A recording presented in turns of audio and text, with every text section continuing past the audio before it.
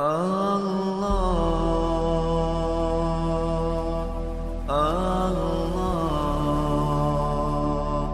Allah, Ya Allah. Billahi minasyaitonir rajim. Bismillahirrahmanirrahim.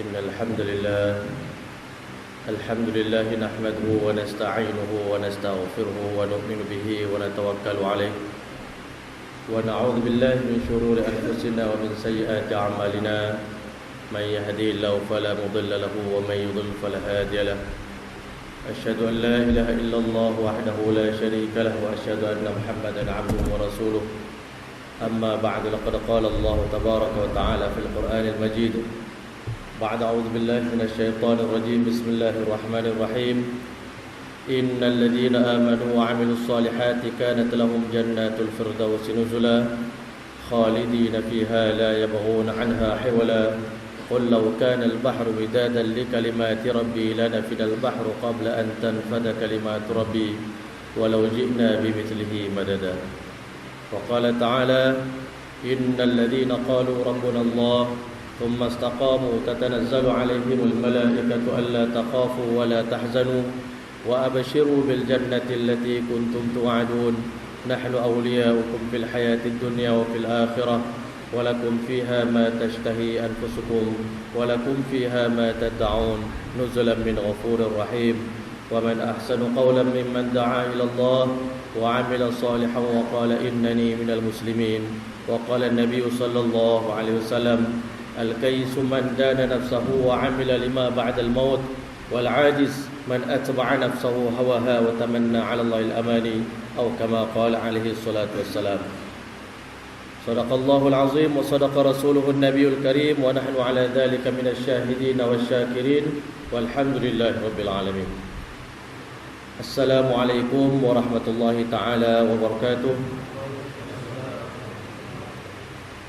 Yang dimuliakan Tuan Pengerusi Majlis, Tuan Imam, barisan ahli jawatan kuasa Masjid Pulau Perhentian, seterusnya pimpinan-pimpinan agama, pimpinan masyarakat, sahabat-sahabat, tuan-tuan dan puan-puan yang dirahmati Allah Subhanahu wa taala sekalian.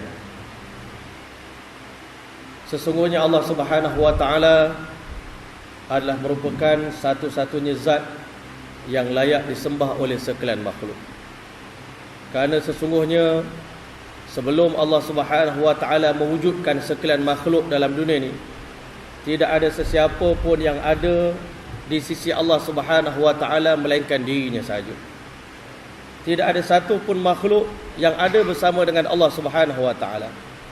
Sehingga ulama mengatakan kana Allah wa lam yakun ma'ahu syai'. Yang ada cumalah Allah Subhanahu wa taala. Tidak ada sesuatu pun makhluk yang ada bersama dengan Allah Subhanahu wa taala. Sehingga akhirnya Allah Subhanahu wa taala menyatakan kuntu kanzan madfunan, adalah aku dalam satu masa dahulu adalah merupakan satu khazanah yang tersembunyi. Tidak ada sesiapa yang mengenali Allah, tidak ada sesiapa yang mengetahui Allah Subhanahu wa taala. Maka fa ahbabtu an u'raf, maka aku suka untuk dikenali, aku suka untuk disembah, aku suka untuk dipuja. Lalu Allah Subhanahu wa taala telah buat keputusan untuk menciptakan sekalian para makhluknya. Sebab itulah Allah Subhanahu wa taala telah firman, huwal awwal wal akhir wal zahir wal batin. Dialah Allah yang pertama wujud, laisa qablahu syai', tiada sesuatu pun yang wujud sebelum Allah Subhanahu wa taala. Wa huwal akhir, dialah yang terakhir wujud. Setelah Allah Subhanahu wa taala tidak akan ada makhluk yang terakhir yang akan ada selepas Allah Subhanahu wa taala. Wa huwa zahir, dialah Tuhan yang maha zahir, yang maha nyata. Laisa fawqahu syai', tiada sesuatu yang lebih nyata daripada Allah Subhanahu wa taala. Wa huwal batin, dialah Allah yang maha tersembunyi, yang maha dalam. Tiada sesuatu pun yang lebih dalam, yang lebih tersembunyi daripada Allah Subhanahu wa taala. Maka hadirin dan rahmati Allah Subhanahu wa taala sekalian, lalu Allah Subhanahu wa taala yang maha berkuasa, yang maha bijaksana, yang maha mengetahui, yang mana selama ini terlalu banyak sifat-sifat kamaliyah, sifat-sifat kesempurnaan yang ada pada Allah Subhanahu wa taala, dan juga sifat-sifat jalaliyah, sifat-sifat keperkasaannya Allah Subhanahu wa taala. Allah Subhanahu wa taala mempunyai dua jenis sifat, kata ulama. Sifat-sifat kesempurnaan. Allah Maha mendengar, Allah Maha melihat, Allah SWT Maha mengetahui, Allah Maha pengasih, Allah Maha penyayang, Allah Subhanahu wa taala Maha penerima taubat. Allah Subhanahu wa taala adalah Maha segala-galanya yang sempurna.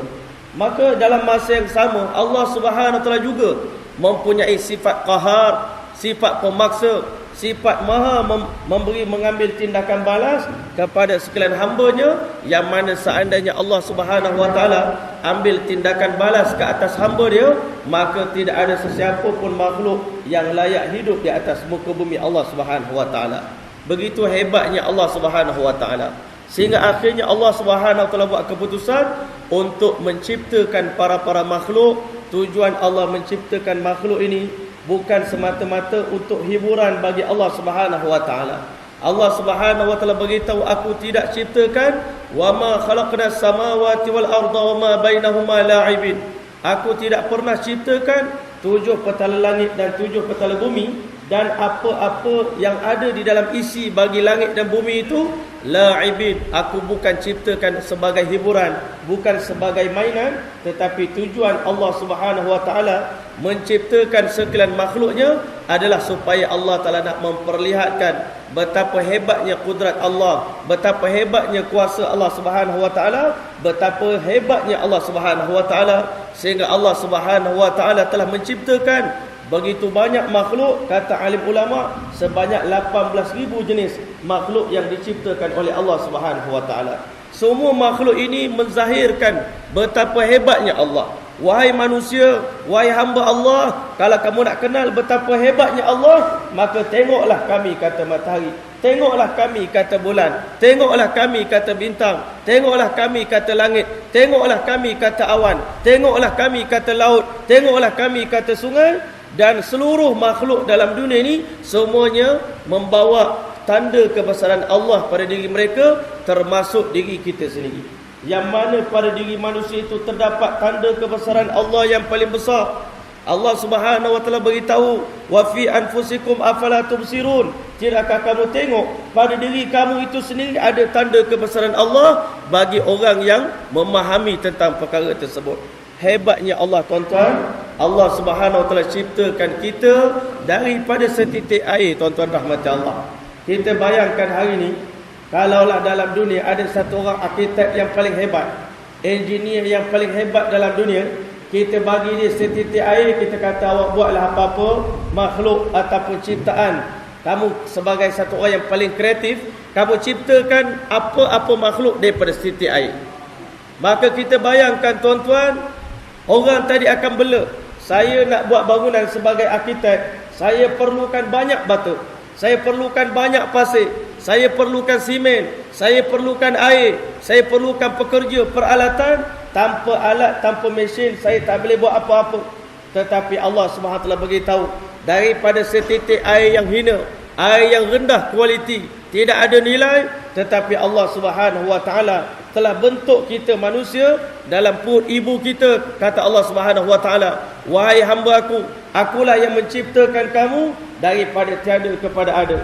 Yang dulunya kamu daripada setitik air, lalu aku telah besarkan kamu dalam perut ibu kamu daripada setitik air menjadi segumpal darah, daripada segumpal darah bertukar menjadi segumpal daging, seketul daging, dan daging tadi Allah jadikan sebagai tulang. Allah pakaikan pula tulang tadi dengan isi, dan Allah Ta'ala salut pula dengan kulit. Maka di saat itu, bila mana manusia telah duduk dalam perut ibu mereka 4 bulan, maka di saat itulah Allah SWT perintahkan para malaikat untuk bentuk rupa paras wajah manusia. Masya Allah. Hari ini dalam majlis ini kita ada berbagai-bagai pattern wajah.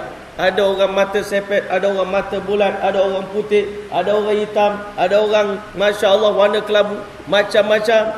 Masya Allah. Dan kita ni mempunyai berbagai-bagai perangai, macam-macam sifat, macam-macam kebolehan yang ada pada kita.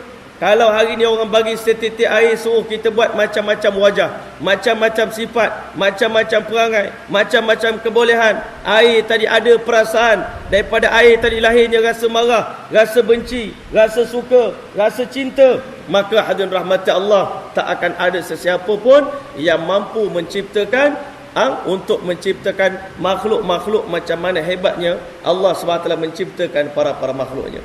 Sebab itulah bila mana Allah telah ciptakan seluruh makhluk ini, Allah SWT bagi tahu kepada kita, hadza khalqullah. Ini semua ciptaan-ciptaan Allah Subhanahu wa taala. Langit ciptaan Allah, bumi ciptaan Allah, matahari ciptaan Allah, bulan ciptaan Allah Subhanahu wa taala. Allah kata, fa'aruni madza khalaqal ladina min duni. Kamu tunjuk kepada aku mana makhluk yang diciptakan oleh selain daripada aku. Cuba tunjuk. Dalam dunia ni, kalau ada makhluk itu dicipta selain daripada aku, tunjukkan kepada aku. Rupa-rupanya kata ulama, bila kita berjalan daripada timur ke barat, utara ke selatan, daripada bumi sampai ke langit, maka kita tak akan berjumpai satu pun daripada makhluk dalam dunia, melainkan semuanya makhluk itu adalah ciptaan daripada Allah Subhanahu wa taala. Masya-Allah, hebatnya Allah Subhanahu wa taala. Ulama mengatakan, bukan ulama, bahkan Nabi sallallahu alaihi wasallam telah beritahu, makhluk yang pertama yang Allah telah ciptakan adalah arasy Allah Subhanahu wa taala. Itulah makhluk yang paling indah, makhluk yang paling cantik. Nabi sallallahu alaihi wasallam beritahu, ada 3 makhluk yang Allah ciptakan dengan tangan Allah yang maha mulia. Itu dengan kuasa Allah taala yang paling istimewa. Yang pertama adalah arasy Allah Subhanahu wa taala. Allah ciptakan arasy dia, yang merupakan simbol kekuasaan Allah Subhanahu wa taala. Betapa indahnya arasy Allah Subhanahu wa taala, tak ada siapa yang mampu membayangkan dengan kata-kata mereka, masya-Allah. Yang kedua, kata Nabi sallallahu alaihi wasallam, Allah ciptakan Nabi Adam alaihissalam dengan tangan Allah yang mulia. Sebab itu Nabi Adam adalah makhluk yang paling cantik, yang paling tampan, yang paling handsome adalah Nabi Allah Adam alaihissalam. Dan makhluk yang ketiga yang diciptakan oleh Allah Subhanahu wa taala dengan tangan yang mulia adalah syurga Jannatul Firdaus. Maka inilah makhluk yang paling indah yang pernah Allah SWT ciptakan, yang mana Allah SWT sebut dalam Al-Quran, wa kana arshuhu 'alal ma', adalah arasy Allah Subhanahu wa taala itu terapung di permukaan lautan yang begitu dalam sekali. Begitu dalam laut tadi, maka arasy Allah Subhanahu wa taala itu tiangnya, penyangganya adalah para malaikat. Kata Nabi sallallahu alaihi wasallam, yang memikul arasy Allah Subhanahu wa taala itu 4 orang para malaikat. Yang mana besarnya malaikat pemikul arasy. Pada malam Isra wal Mi'raj, Nabi kita Muhammad sallallahu alaihi wasallam dah tengok betapa besarnya malaikat yang memikul arasy Allah Subhanahu wa taala. Nabi bagi tahu pada malam Isra wal Mi'raj, aku tengok mula-mula Jibril alaihissalam. Jibril ni makhluk Allah yang paling besar sekali yang pernah Allah ciptakan. Pada malam Isra wal Mi'raj, Jibril alaihissalam menjelma pada rupa yang sebenar. Kaki dia berada di dunia, tetapi kepala dia telah mencecah langit. Yang pertama, inilah besarnya malaikat Jibril alaihissalam, salah satu daripada makhluk ciptaan Allah Subhanahu wa taala. Maka Allah Taala kurniakan kepada Jibril alaihissalam 600 sayap, yang mana masya-Allah besarnya sayap Jibril alaihissalam, kalau dibuka tiap-tiap satu sayap, nescaya akan tertutup antara timur dengan barat. Inilah besarnya malaikat pemikul arasy Allah, malaikat Jibril alaihissalam. Tetapi kata Nabi sallallahu alaihi wasallam, sesungguhnya ketinggian Jibril alaihissalam yang begitu tinggi tadi, 500 tahun perjalanan tadi, kalau diukur dengan besarnya malaikat yang memikul arasy Allah Subhanahu wa taala, maka ketinggian Jibril alaihissalam baru menyamai jarak di antara bahu dengan cuping telinga malaikat pemikul arasy Allah Subhanahu wa taala. Maka ulama kata, kalau malaikat pemikul arasy dah besar itu, bayangkan betapa besarnya pula arasy Allah Subhanahu wa taala. Kalau dah arasy Allah sebesar itu, maka masya-Allah bagaimana pula besarnya Allah Subhanahu wa taala yang tak mampu kita bayangkan dengan akal fikiran kita. Sebab itulah Allah Subhanahu wa taala suruh kita dalam sembahyang, katakanlah Allahu Akbar. Allah Maha Besar, Allah Maha Besar, Allah lebih besar daripada sesiapa pun. Allah lebih besar daripada mana-mana makhluk pun. Allah lebih besar daripada arasy Allah Subhanahu wa taala, lebih besar daripada segala-galanya. Masya-Allah, betapa hebatnya arasy Allah Subhanahu wa taala. Ulama kata laut tadi Allah Taala tampung dengan udara, Masya Allah. Sehingga setitik air pun tak gugur jatuh ke dunia daripada lautan arasy Allah Subhanahu Wa Taala. Dan udara tadi pula ditampung dengan qudratullah, dengan kekuasaan Allah Subhanahu Wa Taala. Inilah makhluk yang pertama yang pernah Allah ciptakan ketika mana Allah Taala nak menciptakan para makhluk. Ketika mana Allah Subhanahu Wa Taala nak ciptakan makhluknya, Allah Subhanahu Wa Taala pernah berfirman dalam hadis kursi, wahai sekalian hamba-hambaku, aku tidak ciptakan kamu untuk meramaikan golongan aku. Bukan Allah ciptakan kita kerana Allah nak memperbanyakkan golongan dia. Dan aku tidak ciptakan kamu untuk supaya kamu membantu aku untuk menyempurnakan satu kerja yang aku tak mampu nak sempurnakan. Dan wahai sekalian hamba-Ku, kata Allah Subhanahu Wa Taala, aku tidak ciptakan kamu untuk hilangkan kesunyian di hatiku, tetapi aku ciptakan kamu ansabbih bihamdi rabbika wa kum minas sajidin wa'bud rabbaka hatta ya'tiyakal yaqin. Aku ciptakan kamu supaya kamu paling banyak bertasbih memuji aku, dan kamu banyak bersujud kepada aku, dan kamu kena sembah kepada aku sampai kamu mati. Ini firman Allah Subhanahu Wa Taala kepada para makhluknya. Maka semenjak daripada hari itu, semua makhluk yang diciptakan oleh Allah Subhanahu Wa Taala berzikir, bertasbih, beribadat, bersujud kepada Allah Subhanahu Wa Taala. Maka setelah mana Allah ciptakan arasy, Allah Subhanahu Wa Taala telah ciptakan lauh, Allah telah ciptakan kursi, Allah Subhanahu Wa Taala telah ciptakan para malaikat yang bilangannya tak mampu dihitung dengan bilangan. Dengan orang kata perkiraan bilangan malaikat yang begitu banyak, maka Masya Allah, di kali itulah Allah Subhanahu Wa Taala telah menciptakan syurga dan neraka. Ini di antara makhluk yang terawal yang pernah Allah SWT ciptakan. Syurga Allah telah ciptakan dengan keindahannya, neraka Allah telah ciptakan dengan azabnya. Setelah mana syurga diciptakan oleh Allah Subhanahu Wa Taala, yang mana syurga adalah merupakan destinasi terakhir bagi kita semua selaku hamba Allah Subhanahu Wa Taala. Setelah Allah ciptakan syurga, Allah perintah, wahai Jibril alaihissalam, pergilah kamu ke syurga aku, kamu tengok betapa indahnya syurga yang aku akan ciptakan untuk hamba aku yang bernama manusia. Masya Allah, betapa sayangnya Allah kepada manusia. Kita belum lahir lagi, Allah Ta'ala telah ciptakan syurga untuk kita semua. Nabi SAW pernah beritahu, bagi tiap-tiap orang anak Adam, tiap-tiap orang manusia, ada sebuah rumah di dalam syurga, ada sebuah rumah di dalam neraka Allah Subhanahu Wa Taala. Masya Allah, Jibril alaihissalam pun dengar cakap Allah, perintah Allah. Dia pun telah gunakan seluruh sayap dia untuk terbang dalam syurga yang begitu besar, yang begitu luas. Kata Nabi SAW dalam sepotong hadis, sekecil-kecil syurga yang Allah Ta'ala akan wariskan kepada ahli syurga, yang terakhir akan masuk syurga nanti di hari kiamat, keluasan syurga, keluasan tanah yang Allah Ta'ala nak bagi kepada dia seluas 2000 tahun perjalanan. Masya Allah, hari ini tuan-tuan, kita naik kapal terbang, paling jauh pun mungkin 22 jam, mungkin 28 jam, paling jauh mungkin 30 jam negara yang kita nak pergi dengan kapal terbang. Tetapi bayangkan, kalau kita naik kapal terbang, kita terbang sampai 2000 tahun perjalanan, itulah sekecil-kecil syurga yang Allah Subhanahu Wa Taala nak bagi kepada ahli syurga nanti ketika mana mereka dimasukkan ke dalam syurga. Itulah syurga yang paling kecil yang pernah Allah Ta'ala ciptakan. Masya Allah, Jibril alaihissalam pun terbang di dalam taman-taman syurga, kebun-kebun syurga. Jibril bukan manusia, dia malaikat. Walaupun dia tak pernah ada nafsu, tetapi bila dia tengok kenikmatan yang ada dalam syurga, Nabi SAW beritahu pada malam Isra wal Mi'raj, Allah bagi peluang kepada Nabi kita Muhammad SAW untuk meninjau sendiri, melihat sendiri betapa indahnya syurga Allah Subhanahu Wa Taala.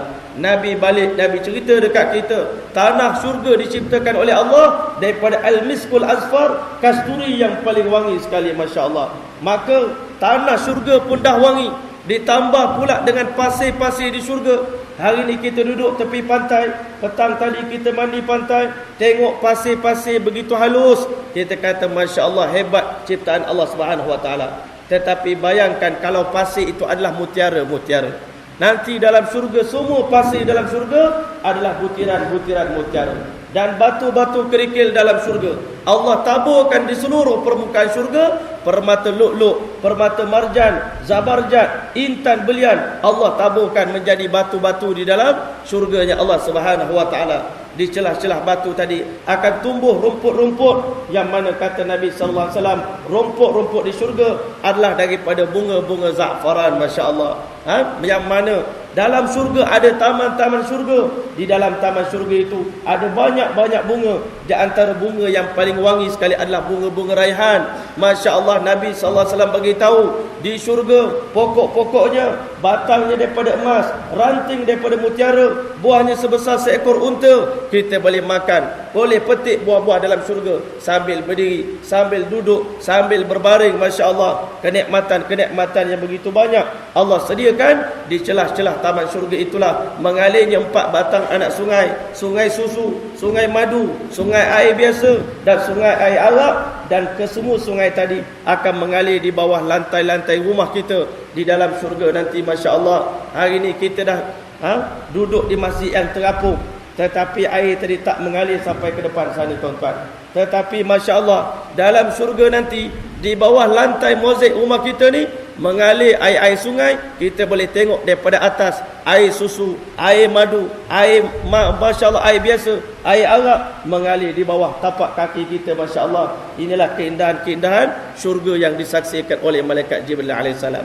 Jibril balik berjumpa dengan Allah Subhanahu wa taala dalam keadaan wajahnya ceria, wajahnya putih berseri-seri. Terasa kepuasan Jibril alaihissalam bila tengok nikmat yang Allah telah sediakan untuk hamba-hamba Allah yang soleh. Sebab Allah Taala telah firman, a'dadtu li'ibadiyas solihin, aku telah pun mempersiapkan untuk hamba-hamba aku yang soleh ma la ainun ra'at, satu nikmat yang mana kenikmatan keindahan syurga Allah Taala tak pernah dilihat oleh mana-mana mata daripada mata manusia melainkan Nabi kita Muhammad sallallahu alaihi wasallam. Wala udhunun sami'at, dan keindahan syurga tak pernah didengari alunan muzik, alunan bunyi suara dalam syurga Allah Subhanahu wa taala. Kita tak pernah dengar suara bidadari menyanyi, tuan-tuan. Nabi sallallahu alaihi wasallam beritahu, nanti dalam syurga bidadari akan menyanyi untuk suami-suami mereka, nahnul khalidat fala nab'asu abadan fala nabidu abadan, kamilah isteri yang hidup kekal abadi, kami tak akan pernah mati untuk selama-lamanya. Wa nahnun na'imat fala nab'asu abadan, kamilah wanita yang penuh dengan nikmat, kami tak akan pernah larang suami kami untuk menikmati tubuh badan kami. Wa nahnur radiyat fala naskhatu abadan, kamilah isteri yang sentiasa redha terhadap suami kami, kami tak akan pernah marah kepada suami kami. Fatuba liman kana lana wa kunna lahu, bertualah siapa yang kami jadi isteri dia dan mereka jadi suami kepada kami. Ini nyanyian bidadari dalam syurga. Kita tak pernah dengar suara-suara sebegini. Maka Allah telah beritahu, dalam syurga aku sediakan nikmat yang mana telinga kamu tak pernah dengar begitu indah bunyi suara dalam syurga. Dan syurga tadi tak akan pernah terlintas wala khatara ala qalbi bashar, tak pernah terlintas daripada akal fikiran manusia. Jibril alaihissalam balik berjumpa dengan Allah. Ya Allah, aku baru balik daripada satu tempat yang tak seumur hidup aku tak pernah tengok adanya tempat begitu indah sebegini. Beruntunglah manusia siapa yang menjadi penghuni syurga-Mu ya Allah. Maka Allah Subhanahu wa taala telah liputi syurga tadi dengan satu benda yang dinamakan agama, tuan-tuan. Agama ni adalah benda yang tak disukai oleh hawa nafsu manusia. Allah tutup syurga tadi dengan agama. Di sebalik agama itulah syurga Allah Ta'ala. Di sebalik iman itu adalah syurga. Di sebalik solat itu ada syurga. Di sebalik kita berpuasa, di sebalik kita berzakat, kita bayar haji, kita buat dakwah, kita buat segala amal kebaikan, di sebalik amal kebaikan itulah syurganya Allah SWT. Itulah pagar bagi syurga kita, Masya Allah. Maka hadirin rahmati Allah, bila Allah SWT tutup syurga tadi dengan agama, maka akhirnya apa kata Jibril alaihissalam? Kini aku bimbang tak akan ada siapa pun di kalangan manusia yang lulus untuk masuk ke dalam syurga-Mu ya Allah. Ini kata Jibril alaihissalam. Setelah itu, tuan-tuan, Allah ciptakan neraka, makhluk yang paling menakutkan. Nabi kita Muhammad sallallahu alaihi wasallam beritahu, neraka ini temboknya saja 40 tahun perjalanan. Tebal tembok neraka Allah Subhanahu wa taala. Dan dalamnya neraka Allah Ta'ala itu azab Jahannam iaitu kata Nabi sallallahu alaihi wasallam, seketul batu dicampak daripada tebing neraka jahanam 70 tahun belum sampai ke dasarnya. Dan yang paling menakutkan kita, Nabi sallallahu alaihi wasallam beritahu, al-bahru huwa jahannam. Laut itulah neraka Allah Subhanahu wa taala. Sekarang ni kita sedap pergi laut, mandi laut dia. Kita tak marah, nak mandi-mandilah. Tetapi nanti di hari kiamat, semua kawasan yang berlaut ini akan bertukar menjadi lautan api neraka Allah Subhanahu wa taala. Kita sedia maklum dalam dunia ni, daripada 4 kawasan, hanya 1 kawasan saja darat, lain daripada itu semuanya laut. Inilah neraka Allah Subhanahu wa taala. Maka ketika mana Allah menciptakan neraka, Allah Ta'ala perintahkan, wahai Jibril AS, pergi kamu tengok neraka aku, macam mana azab yang aku sediakan. Jibril AS bukan manusia, dia adalah malaikat. Dia tak akan masuk neraka. Bila mana dia tengok neraka Allah Ta'ala, balik wajah dia pucat lesi, masam wajah Jibril AS bersugul, sangat-sangat takut. Maka sebab itulah ketika mana Nabi dilantik menjadi Rasul, selalu Nabi tegur Jibril AS, wahai Jibril, kenapa tiap-tiap kali engkau datang jumpa aku, ziarah aku, sepatutnya engkau datang dengan wajah yang ceria, bukan dengan wajah yang sedih, bukan dengan wajah masam macam seperti ini. Kamu patut datang jumpa aku dengan keadaan yang ceria untuk hiburkan hati aku. Tetapi apa jawab Jibril AS? Wahai Rasulullah, bukan aku seorang, tetapi semua malaikat-malaikat di langit aku tengok, mereka tak pernah lagi tersenyum semenjak mana Allah telah ciptakan neraka jahanam. Sejak itu aku tak pernah tengok lagi malaikat-malaikat tersenyum. Begitu dahsyatnya azab neraka Allah Subhanahu wa taala. Pernah satu kali Nabi SAW beritahu, neraka jahanam merayu kepada Allah, ya Allah, tolonglah ringankan sikit kepanasan yang ada dalam perut aku. Sebab apa Nabi SAW beritahu, kepanasan api neraka jahanam itu adalah 69 kali ganda lebih panas daripada api di dunia. Maka api dah makan antara satu sama lain. Maka tolonglah kasihan pada aku, wahai Allah. Akhirnya kata Nabi SAW, Allah izinkan neraka ni bernafas 2 kali setahun, Masya Allah. Iaitu nafasun fi syita wa nafasun fi sayf. 1 kali neraka bernafas pada musim sejuk. Neraka tarik nafas. Bila neraka tarik nafas, apa berlaku? Dunia ni telah menjadi sejuk, tuan-tuan. Turun hujan musim tengkujuh.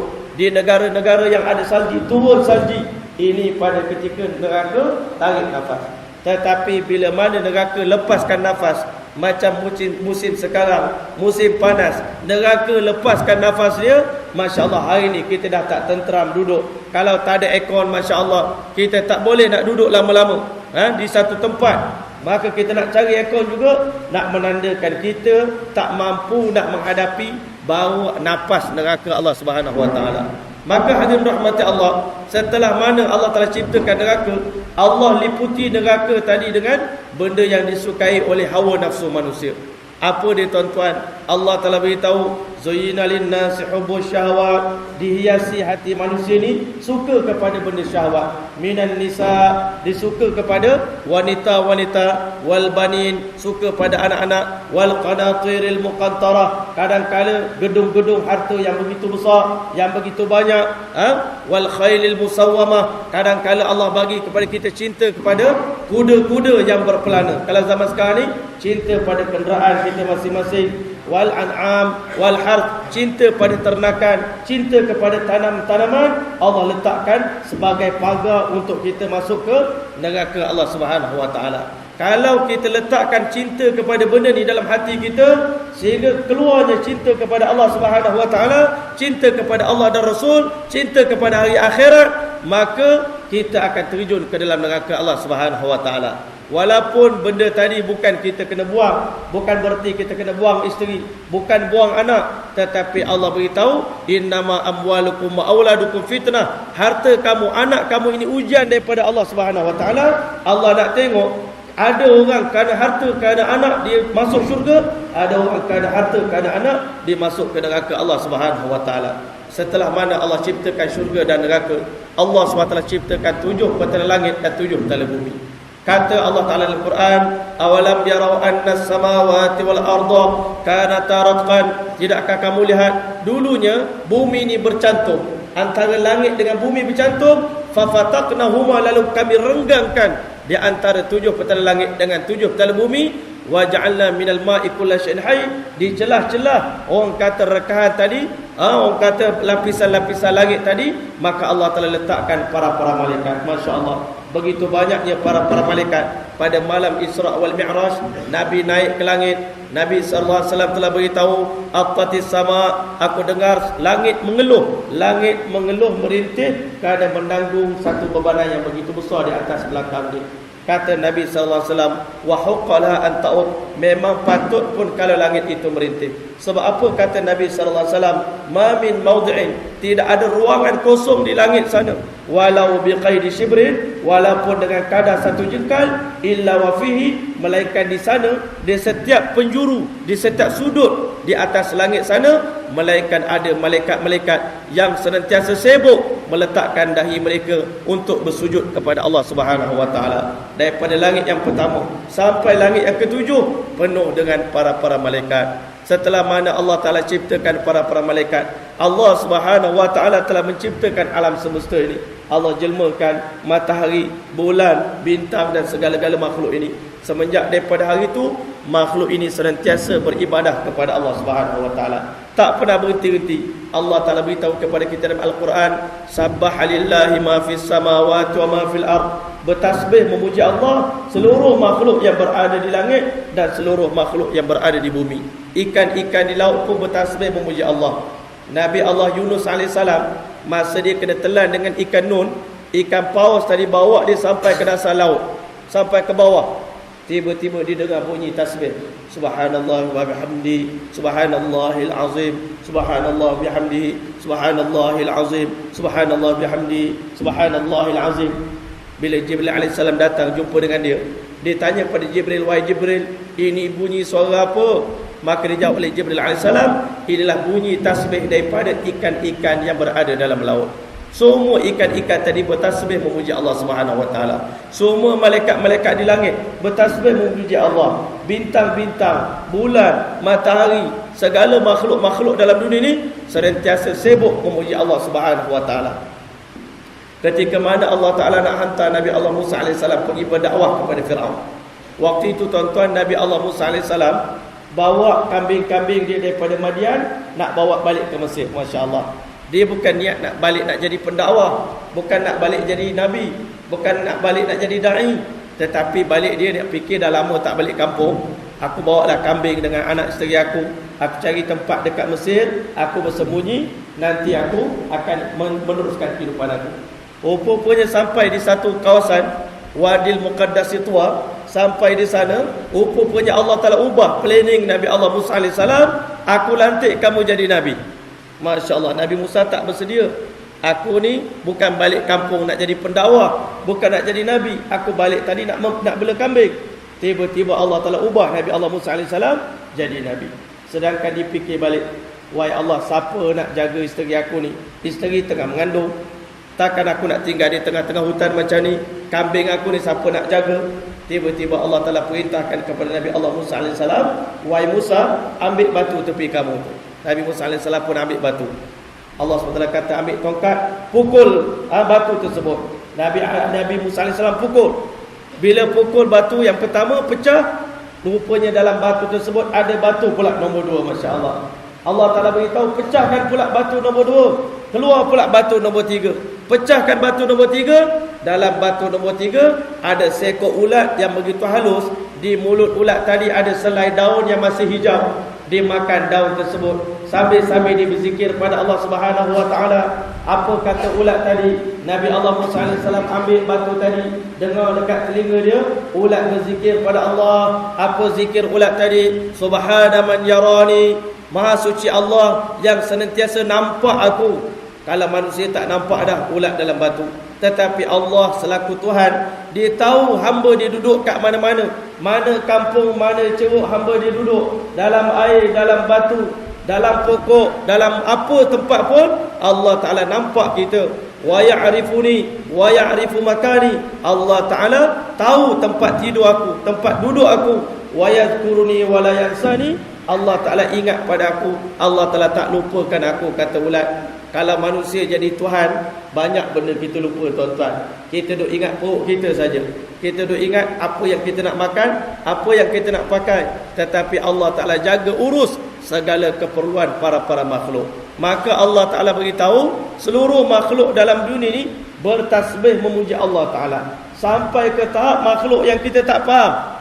Tuan-tuan faham tak kilat? Halilintar ni bila dia keluar berdentum sekali, itu sebenarnya tasbih dia, Masya Allah. Kita tak faham, kita terkejut dengan bunyi tasbih kilat. Allah Ta'ala sebut dalam Quran, wa yusabbihur ra'du bihamdi wal malaikatu min khifati. Memuji Allah, bertasbih dengan memuji Allah oleh segala kilat dan halilintar yang keluar pada di dunia ni, Masya Allah. Wal malaikatu, dan para malaikat semua memuji Allah. Kenapa mereka puji Allah? Min khifati, kerana mereka takut pada Allah Subhanahu Wa Ta'ala. Rupa-rupanya makhluk ni di sekeliling kita semuanya takut pada Allah Ta'ala. Yang berani je dengan Allah ni cuma kita saja. Yang berani buat dosa dalam banyak-banyak makhluk dalam dunia ni, cuma 2 makhluk saja berani mendurhakai Allah Ta'ala. Itulah manusia dan jin saja yang berani buat dosa.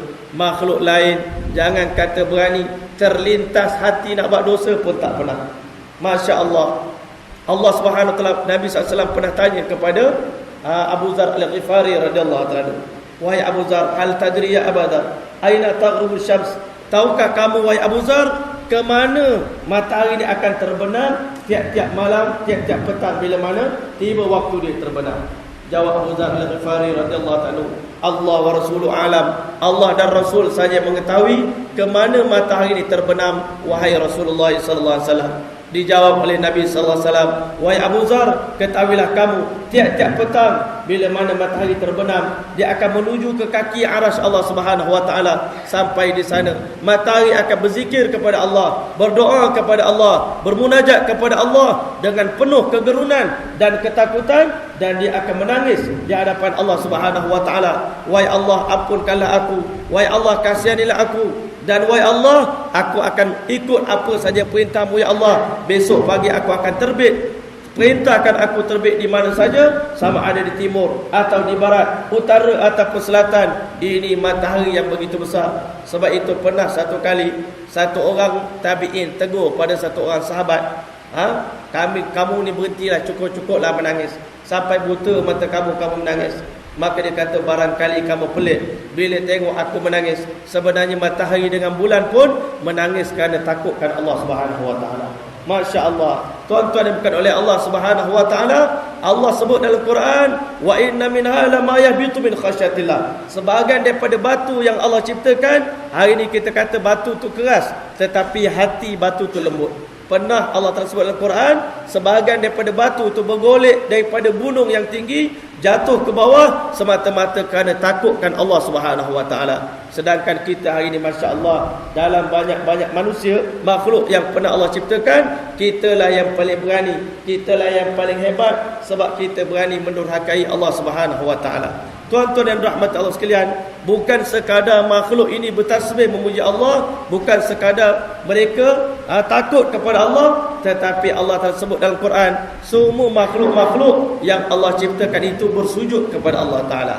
Batu bersujud kepada Allah, binatang bersujud kepada Allah, malaikat bersujud kepada Allah. Allah SWT beritahu, alam tara anna Allah, tidakkah kamu lihat kepada Allah itu, yasjudu lahu man fis samawati wa man fil ard, bersujud kepada Allah seluruh makhluk yang berada di langit, yang berada di bumi, wasyamsa wal qamar, matahari, bulan bersujud kepada Allah, wan nujum, bintang-bintang, wal jibal, gunung-gunung bersujud kepada Allah, wasyajar, pokok-pokok bersujud di hadapan Allah Ta'ala, wadawab, binatang-binatang bersujud kepada Allah Ta'ala, wa katsirun minan nas, dan kebanyakan manusia.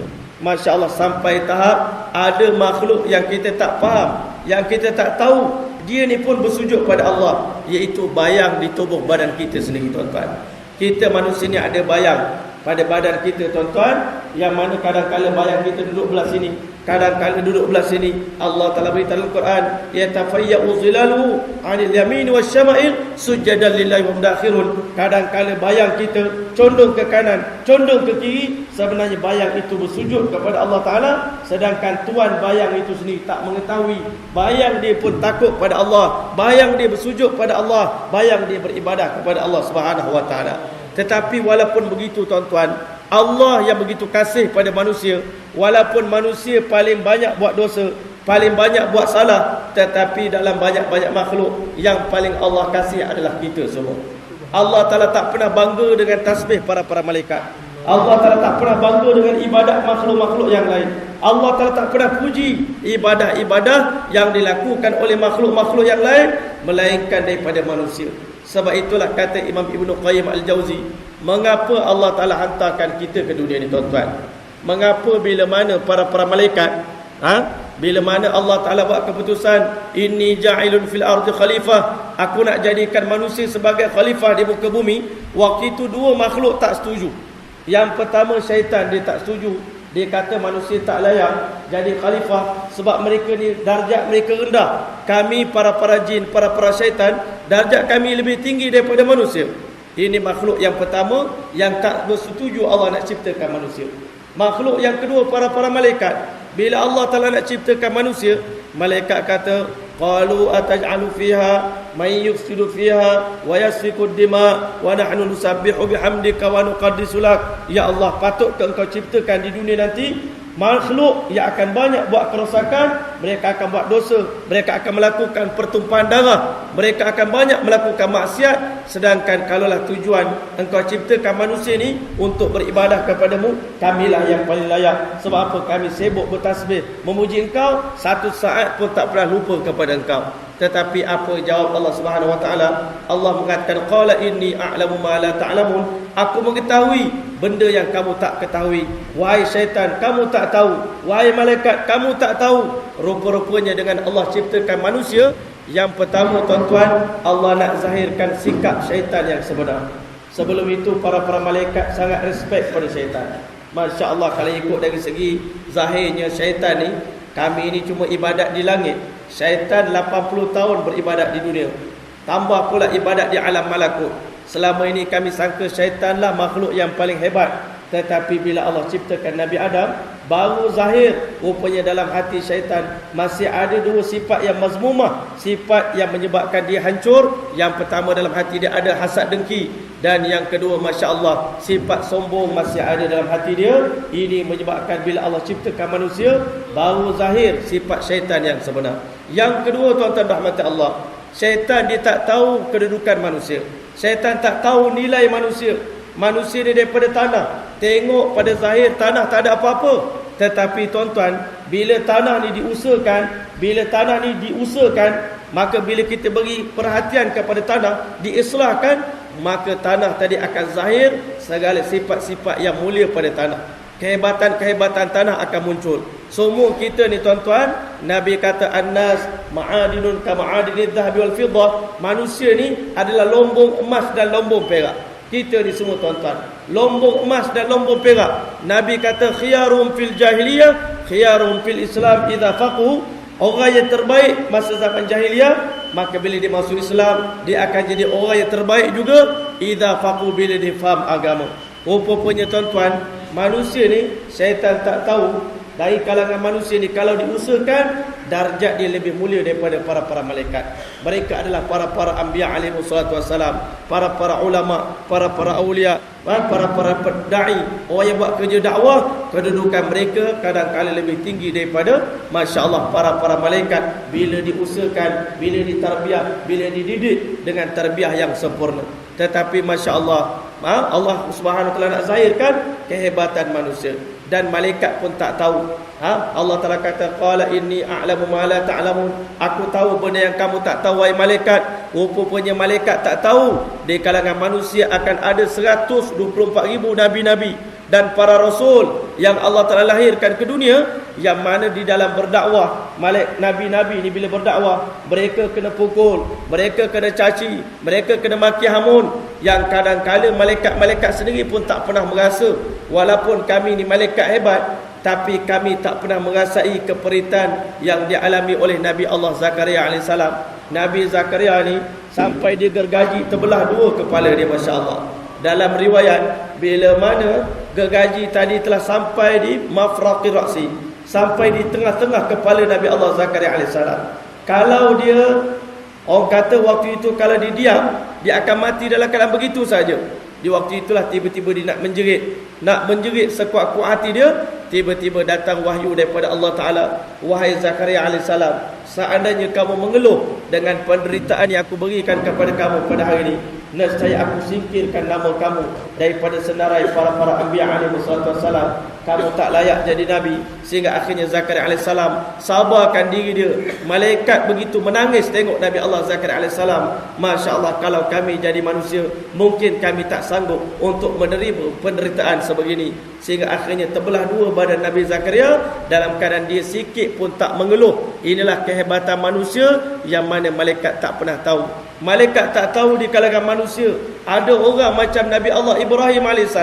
Walaupun manusia paling buruk, paling teruk, tetapi daripada manusia yang ditapis, yang disaring oleh Allah Ta'ala, yang buruk tadi memang buruk, tetapi ada yang terbaik di kalangan manusia macam Nabi Ibrahim. Sampai dicampak dalam api pun dia masih lagi belum berubah keyakinan daripada Allah Subhanahu Wa Ta'ala. Malaikat tengok Nabi kita Muhammad sallallahu alaihi wasallam. Sebab itu manusia ni bila ada iman dalam hati dia akan jadi yang terbaik. Tetapi bila tidak ada iman dalam hati, mereka akan jadi makhluk yang paling buruk. Masya Allah. Akhirnya Allah SWT ciptakan kita. Allah SWT hantar kita ke alam dunia. Masya Allah. Allah SWT datangkan manusia ke alam dunia. Kata Imam Ibn Qayyim Al-Jawzi, mengapa Allah Ta'ala hantar kita ke dunia, sedangkan sepatutnya Allah Ta'ala terus masukkan kita ke dalam syurga tanpa Allah hantar kita ke alam dunia. Sebenarnya Allah yang maha mengetahui. Kata ulama, tak payah hantar kita ke dunia pun Allah dah tahu siapa di kalangan kita yang akan menjadi calon ahli syurga dan siapa di kalangan kita yang akan menjadi calon ahli nerakanya Allah Subhanahu Wa Ta'ala. Tetapi Allah Ta'ala tak nak buat satu benda tanpa bukti, tanpa ada sebab. Lalu Allah Ta'ala hantar kita ke dunia untuk Allah Ta'ala nilai amalan kita, dan melalui amalan tadilah Allah Ta'ala tentukan tahapan-tahapan kita, maqam-maqam kita di dalam syurga Allah Subhanahu Wa Ta'ala. Sebab itu bila kita datang ke alam dunia, Allah letakkan dua syarat untuk kita masuk ke dalam syurga, iaitu Allah Ta'ala beritahu dalam Al-Quran, innal ladzina amanu wa amilus salihat kanat lahum jannatul firdaus nuzula. Sesungguhnya orang yang sempurna iman dan sempurna amal mereka, untuk mereka aku tempatkan syurga jannatul firdaus sebagai tempat tinggal mereka. Khalidina fiha la yabghun anha hiwala. Mereka akan duduk di dalam syurga kekal abadi untuk selama-lamanya. Mereka tak akan pernah nak pindah lagi. Masya Allah. Tetapi ulama mengatakan, kerana tujuan Allah hantar kita ke dunia bukan untuk kita hidup di sini untuk selama-lamanya, sekadar ujian, maka kerana itu tak perlu tempoh yang lama untuk Allah Ta'ala nak nilai siapa kita yang sebenar, adakah kita ahli syurga atau ahli neraka. Maka Allah Ta'ala hantar kita, ada manusia hidup di dunia cuma satu hari saja. Itulah umat Nabi Allah Nuh AS. Umat Nabi Nuh ni hidup di dunia selama 1000 tahun lamanya. 1000 tahun di sisi Allah baru satu hari. Masya Allah. Kita rasa lamanya umat Nabi Nuh AS hidup di dunia. Cuma satu hari saja mereka hidup. Allah hantar pula ke dunia ni umat Nabi Allah Musa AS. Umur mereka separuh umur umat Nabi Nuh AS, iaitu 500 tahun kehidupan mereka, umur mereka. Tapi ulama kata umat Nabi Nuh AS, kalau dia enjoy 300 tahun, dia masih ada 200 tahun lagi untuk ibadat pada Allah Ta'ala. Ya, kalau dia enjoy lah. Dia kata 300 tahun kita main dulu, 200 tahun kita ada masa lagi nak beribadat pada Allah Ta'ala. Panjang lagi masanya tuan-tuan. Tetapi Allah Ta'ala hantar kita umat paling akhir sekali, umat akhir zaman datang ke alam dunia. Umur kita 60-70 tahun je datang. Lepas tu kita balik dah ke alam akhirat. Balik sama ada ke syurga ataupun ke neraka. Maka tempoh 60 tahun inilah sebenarnya penentu kepada kehidupan kita di alam akhirat. Rupanya ulama kata kehidupan 60-70 tahun jika dibandingkan dengan satu hari di akhirat, baru menyamai tempoh 2 jam setengah saja kita datang ke alam dunia. Sekejap sangat. Tetapi Masya Allah, kadang-kadang datang 2 jam setengah ke dunia pun kita dah lupa diri kita. Kita dah lupa, kita terpedaya dengan dunia. Sebab Nabi SAW beritahu, innamad dunya hulwatun khadirah. Allah jadikan dunia ni hijau dan manis. Wa annallaha mustakhlifakum fiha fayanzura kaifa ta'malun. Allah telah jadikan kamu khalifah di muka bumi. Allah nak tengok apa yang kamu buat. tetapi kerana manusia ni sifat dia mudah lalai, mudah leka, mudah terpedaya, mudah kena tipu, maka akhirnya masya-Allah kita terpedaya dengan dunia yang sedikit, dunia yang kecil, dunia yang singkat. Kita dah rasa kita kena hidup di dunia, kita kena enjoy di sini, kita kena berbahagia di sini. Sedangkan Allah buat keputusan, siapa yang nak bahagia di sini, dia akan sengsara di akhirat. Siapa yang susah di dunia, dia akan bahagia di alam akhirat. Kamu kena buat satu pilihan. Maka untuk itulah Allah telah hantar bukan satu orang Nabi, 124,000 Nabi-Nabi bagi nasihat dekat kita, bagi peringatan pada kita. Benalah iman, benalah amal, supaya kamu kembali ke alam akhirat. Kamu akan berjaya. Hidup di dunia cuma sementara. Kita hidup di dunia sekadar makan, minum, berpakaian, berkenderaan. Kemudian kita akan balik berjumpa dengan Allah. Bila bertemu dengan Allah, apa yang Allah nak daripada kita? Dua perkara, iman dan amal. Maka tanpa dua perkara ini, kita akan balik dalam keadaan sengsara. Kita akan merana di alam akhirat. 50,000 tahun dalam kubur, 40,000 tahun dalam kubur, 50,000 tahun di padang mahsyar, 1,500 tahun di titan sirat, selama-lamanya sama ada di dalam syurga ataupun di dalam neraka Allah Subhanahu wa taala. Maka tuan-tuan rahmati Allah, kita perjalanan untuk sampai ke pintu syurga saja pun memakan masa 91,500 tahun perjalanan. Ini tempoh nak sampai daripada pintu kubur sampai ke pintu syurga. Maka dah tentu tuan-tuan, bekalan kalau sikit-sikit macam apa yang kita buat sekarang ni, walaupun kita rasa tabiat manusia ni bila untuk dunia habis 500,000 pun rasa sikit lagi. Sikit lagi. Ada kawan saya buat pagar rumah dia 16 juta. Kan? Sikit lagi tu. Masya-Allah untuk dunia. Tapi untuk akhirat, kita rasa RM10 besar dah. Letak dalam tabung masjid. Tetapi RM10 itulah akan nak kita pakai nanti nak menolong kita dari alam akhirat. Masya-Allah, nak lintas titian sirat, rasa-rasa RM10 itu lepas ke? Nak lintas perjalanan, masya-Allah 1,500 tahun perjalanan. Sekarang ni tol, nak bayar tol saja berapa lah? Tengah jalan tak cukup RM10 tuan-tuan. Kalau Allah Taala letak plaza tol pada titian sirat tadi, rasa-rasanya dengan amalan kita yang begitu singkat, yang begitu sikit ni tuan-tuan dalam dunia ni, Quran setahun sekali baca, 3 bulan sekali baca, rasa-rasanya selamat ke kita berjalan di alam akhirat tuan-tuan. Masya Allah, nak melintas titian sirat 1,500 tahun perjalanan tuan-tuan. Ya, jambatan Pulau Pinang. Orang Pulau Pinang bangga kata, Masya Allah, jambatan terpanjang di Asia adalah jambatan Pulau Pinang. Tetapi Masya Allah, jambatan titian sirat lebih panjang daripada jambatan Pulau Pinang. 1,500 tahun berjalan-berjalan tak sampai lagi kita balik sana tuan-tuan. Masya Allah. Tapi jambatan Pulau Pinang okey. Sebab apa? Dekat atas dia ada lampu. Kat tebing dia boleh kita parking sekejap, ambil gambar, nak selfie, tunjuk gambar laut dekat keluarga. Masya Allah. Tetapi titian sirat, tak ada siapa berani nak selfie atas titian sirat. Sebab titiannya begitu halus, lebih halus daripada rambut dan lebih tajam daripada mata pedang. Kita akan berjalan atas titian sirat tanpa selipar tuan-tuan. Bayangkan naik begini, macam naik kereta kabel di Langkawi. Masya Allah macam ni. Kita nak pijak atas titi tadi. Rasa-rasanya kalau amalan kita tak kuat, amalan kita tak cukup hebat, nescaya kita tak akan mampu melintas titian sirat dengan sepantas kilat. Kalau siapa yang lambat melintas titian sirat, Allah telah hantar pula kalalik pencangkuk untuk tarik ahli neraka tadi, jatuh tergelincir, Masya Allah, jatuh ke bawah. Sedangkan Nabi SAW, kata Imam Qurtubi rahimahullah ta'ala, kamu bayangkan wahai si fulan, wahai hamba Allah, ketika mana malaikat datang beritahu, wahai si fulan, sekarang giliran Tuhan untuk melintas titian sirat. Masya Allah, bayangkan waktu itu debarannya kita. Masya Allah, sekarang ni kalau orang suruh terjun dalam laut pun kita takut dah. Walaupun masjid kita ni tak tinggi mana, kata Maulana tu, lah sekejap terjun sikit, itu pun tinggi, itu pun dah takut. Bayangkan kalau suruh melintas titian sirat, kalau kita amalan kita tak cukup, nescaya kita akan binasa. Sebab itulah tuan-tuan, Nabi-Nabi ni dia kesian dekat kita, disuruh kita bina akhirat. Adapun urusan dunia ni banyak dah kita dah buat. Banyak orang dah bagi nasihat, suruh kita ni jaga kebersihan, jimatkan api, jimatkan elektrik. Itulah pesanan orang dunia. Jaga kesihatan, jaga itu, jaga ini. Tapi tuan-tuan, Nabi-Nabi Dia bukan tak cerita tentang itu.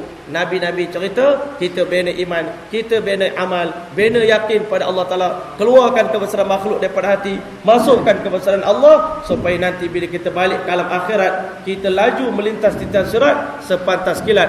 Amal kita akan tolak kita, laju sampai kita masuk ke dalam syurga Allah Subhanahu Wa Ta'ala. Sebab itulah Nabi SAW beritahu, lan yashba'al mu'min mal khair, orang beriman tak akan berhenti buat baik, tak akan pernah kenyang buat baik, hatta yakuna muntahahul jannah, sehingga kaki dia menjejakkan kaki dia melangkah masuk ke dalam pintu gerbang syurga Allah Subhanahu Wa Ta'ala. Jadi kerana itulah untuk kita dapatkan iman ni tuan-tuan, benda yang paling mahal sekali adalah iman dalam dunia, lebih mahal daripada intan belian. Sebab itu ulama kata iman sebesar zarah, nanti bila balik ke alam akhirat, Allah bagi syurga yang seluas 10 kali ganda dunia ni kepada orang yang ada iman sebesar zarah. Tapi kita hari ni kita kata, ustaz, rasa-rasa iman kami dalam hati saya ni 3 kilo rasanya. Bukan sebesar zarah, 3 kilo. Betul ke? Jojo. Ya? Kita hari ni bila bab akhirat kita rasa dah banyak, tapi bab dunia rasa sikit. Sebenarnya tuan-tuan, Nabi buat satu piawaian nak ukur iman kita ni tinggi ke rendah. Nabi SAW beritahu, man ra'a minkum munkaran, siapa yang tengok kemungkaran berlaku di depan dia, falyughayyirhu biyadihi, maka ubahlah dengan tangan. Fa illam yastati' fa bilisani, kalau tak mampu ubah dengan tangan, tegur dengan lidah. Kalau tak mampu, benci dalam hati. Nabi SAW beritahu, selepas daripada level tengok maksiat, benci dalam hati, walaysa wara'a dzalika mithqala habatin min khardalin minal iman, kalau tengok orang buat dosa pun hati tak rasa marah, hati tak rasa benci, di waktu itu sebesar zarah daripada iman pun dah tak ada dalam hati manusia tersebut. Maka hari ni syaitan tipu kita, iman kau tu kuat tu, hebat tu iman kau tu. Sedangkan kita hari ni tengok orang tak semayang, kita tengok orang tak tutup aurat, kita tengok dalam dunia ada 5 bilion orang bukan Islam, hati kita tak berasa apa. Tak berasa apa, hati kita kosong. Tak ada risau, tak ada bimbang, tak ada sedih, tak ada usaha. Maka sebab itu tuan-tuan, hari ni jemaah-jemaah yang bergerak ni ke serata alam ni semata-mata nak keluarkan cinta pada umat, kesedihan, kebimbangan. Sebab orang beriman ni dia risau tengok surau yang kosong. Kadang-kadang kita pergi pendalaman Sabah, kadang-kadang tuan-tuan, selalu kita dengar, saya pun tak pernah pergi Sabah lagi. Azam tahun ini 40 hari nak keluar ke Sabah tuan-tuan. Hujung tahun ni bersama dengan sahabat-sahabat kita dengar, Masya Allah, ada surau di sana, masjid di sana, 18 tahun tak ada orang sembahyang tuan-tuan.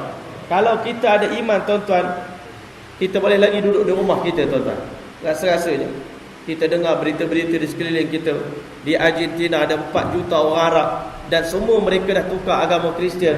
Rasa-rasanya kita orang beriman yang ada kerisauan, kebimbangan, ada fikir risau umat macam Nabi kita Muhammad SAW, patutkah lagi kalau kita beribadah di rumah kita, adakah kita rasa kita ni berlaku adil pada agama? Adakah kita rasa kita ni bertanggungjawab pada agama? Ataupun aku ni seorang yang sangat mementingkan diri sendiri, aku sanggup biarkan agama Allah Ta'ala jatuh, agama Allah Ta'ala dipijak-pijak di seluruh alam, sedangkan aku hidup dalam keadaan senang lenang, anak bini aku Masya Allah sihat-sihat, tetapi agama Allah Ta'ala sedang dikuburkan di merata-merata tempat. Baru ni sahabat kita pergi Romania tuan-tuan. Romania banyak masjid dah bertukar jadi Kristian tuan-tuan. Banyak negara yang berlaku. Pergi Sepanyol, bila dibalik daripada Sepanyol, kita tanya pada haji sahabat kita, apa yang tuan tengok di Sepanyol? Dia kata, kami tak tengok apa-apa melainkan kesedihan. Daripada airport 4 bulan kami keluar, balik kami menangis ustaz. Bila kita tengok masjid besar-besar semua dah bertukar menjadi gereja. Maka tuan-tuan, kalau kita ada iman dalam hati kita, apa guna aku ada ilmu? Apa guna aku ada madrasah?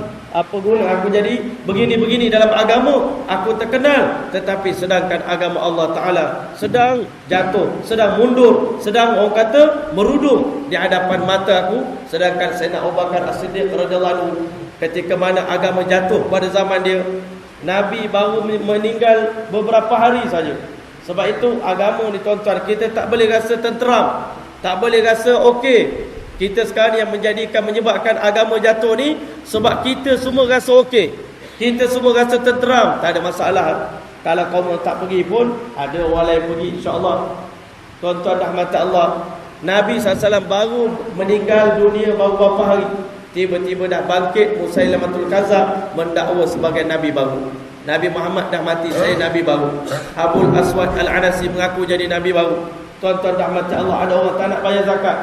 Kalau kami bayar zakat, kami tak nak bayar dengan tali, kami bayar unta saja. Kami carilah tali ikat sendiri. Abu Bakar As-Siddiq radhiyallahu anhu bangkit mengatakan, ayan kusuddin wa ana hayyun, patutkah agama ni jatuh ketika mana Abu Bakar masih hidup? Tak akan mungkin berlaku. Aku bersama dengan Nabi dalam gua Sur, berkorban, berhijrah, berjalan dengan Nabi sampai kaki aku kena patuk dengan ular. Adakah mungkin hari ini ketika mana agama sedang merosot, Abu Bakar boleh hidup dalam keadaan senang lenang? Tak akan aku biarkan. Hantar jemaah sebanyak mungkin. Infiru jaisha Usamah, hantar jemaah Usamah keluar jalan Allah Ta'ala.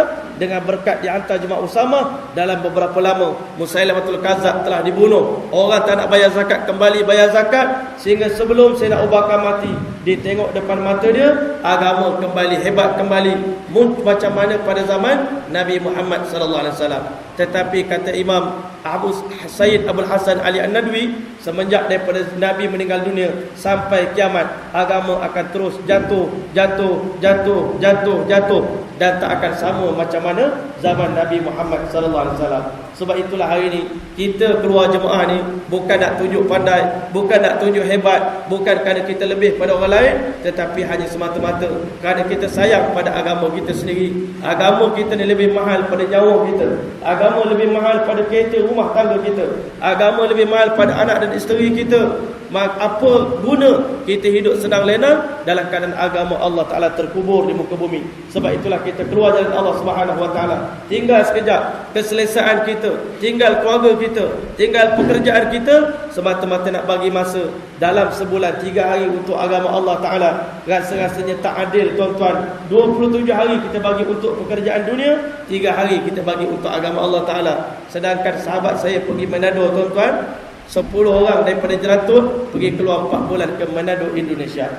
Dalam kapal terbang, tiba-tiba bila pandang daripada awal, daripada ujung sampai ke ekor, rupanya semuanya padri-padri Kristian belaka. Masya Allah. Padri datang tegur jemaah, Masya Allah, hampa 10 orang nak pergi mana? Kami nak keluar 4 bulan di Manado. Nak buat apa? Kami nak berdakwah, dia kata. Masya Allah, 10 orang je. 10 orang je nak berdakwah. Cukup ke? Kata padri tadi. Kami ni satu kapal terbang daripada ujung sampai ujung, ini semua pendakwah agama Kristian belaka. Yang kedua dia kata, tuan datang 4 bulan, pelik ya kami dengar, boleh tersebar ke agama selama 4 bulan. Kami ni semua pergi 10 tahun tak balik ni. Ini orang Kristian tuan-tuan. Lepas tu kita bising, ni anak dara kita masuk Kristian, ini nak masuk Kristian, ini nak masuk Kristian. Sebab apa tuan-tuan? Kita mementingkan diri kita sendiri. Kita harap tak apalah dakwah ni orang lain boleh buat, jabatan agama boleh buat, ini boleh buat. Sedangkan zaman Nabi SAW, semua orang Islam bertanggungjawab pada agama. Semua orang Islam daripada awal sampai akhir, laki-laki, perempuan, tua, muda, miskin, kaya, semuanya berkorban untuk agama. Dan bila kita berkorban untuk agama, yang untung bukan Allah, yang untung adalah diri kita sendiri. In tansurullah yansurkum, bila kamu bantu agama Allah, Allah bantu agama, bantu diri kamu, bantu kehidupan kamu. Allah mudahkan kehidupan kita di alam akhirat, Allah mudahkan kita melintas titian sirat nanti. Jadi kerana itu insya-Allah, mudah-mudahan apa yang kita dengar pada malam ini kita suntik keazaman dalam hati kita. Kerja dakwah ni bukan kerja orang tabligh tuan-tuan, bukan kerja jemaah, kerja seluruh umat Islam. Hari ini kita bertanggungjawab. Di samping kita bertanggungjawab pada kampung kita, kita kena keluar negara untuk sebarkan agama. Di China, di Argentina, di Brazil, di Venezuela, di Fiji, di mana-mana, di Australia, New Zealand, semua seluruh dunia ni tanggungjawab kita untuk sebarkan agama. Padan ke tuan-tuan, yang dinamakan fardu kifayah itu apa? Kalau kita ada golongan tadi buat, dah memadai, mencukupi apa yang mereka buat tadi untuk menampung kekurangan tadi, dah cukup, barulah sempurna fardu kifayah. Tapi kalau kita hantar jemaah tak cukup, ada jemaah kita hantar, kali pertama jemaah datang masuk Islam, dia belajar kalimah saja, mengucap la ilaha illallah Muhammad Rasulullah, la ilaha illallah Muhammad Rasulullah, itu saja pandai jadi orang Islam. 10 tahun kemudian baru pula datang jemaah kedua, ajar dia baca Fatihah baru. Habis itu rasanya nak sampai dia boleh pandai macam kita ni, berapa puluh tahun dia akan ambil masa ni tuan-tuan. Sebab itulah hari ni tuan-tuan, kita di akhir zaman nak tunggu Rasulullah datang, tak akan Nabi datang lagi dah. Nabi dah meninggalkan kita untuk selama-lamanya. kita terima kenyataan hari ini kerja dakwah adalah kerja kita, tanggungjawab kita nak bina iman kita, bina iman anak isteri kita, bina iman masyarakat kita dan selamatkan seluruh umat daripada api neraka Allah Subhanahu Wa Taala. Untuk itulah kita kena lapangkan masa 4 bulan jalan Allah Subhanahu Wa Taala, 40 hari dan 3 hari insya-Allah. Untuk itu siapa di kalangan tuan-tuan yang berazam secepat mungkin 4 bulan, negara jauh 4 bulan, IPB 40 hari, ini bukan maksud tetapi sekurang-kurangnya masa yang kita berikan untuk agama Allah Subhanahu Wa Taala. Untuk itu insya-Allah siapa di kalangan tuan-tuan yang bersedia insya-Allah boleh bagi nama insya-Allah.